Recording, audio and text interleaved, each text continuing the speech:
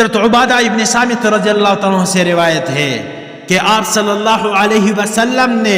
ایک مرتبہ رمضان کے قریب فرمایا کہ رمضان کا مہینہ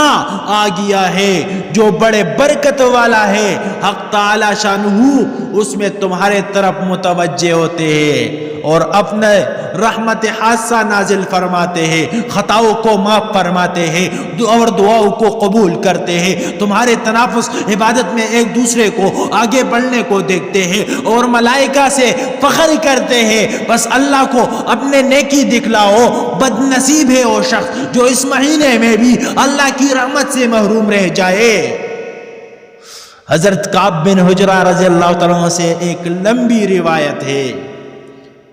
کہ آپ صلی اللہ علیہ وسلم نے ارشاد فرمایا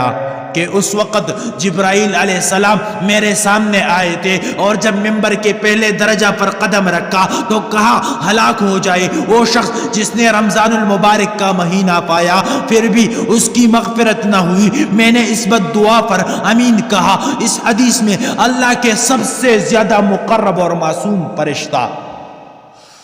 سب سے زیادہ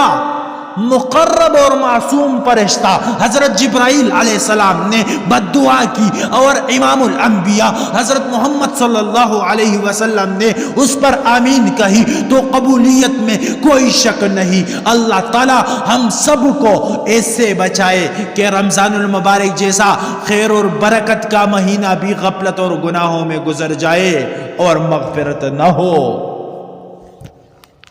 حضرات اگر آپ نے ہمارے چینل کو سبسکرائب نہیں کیا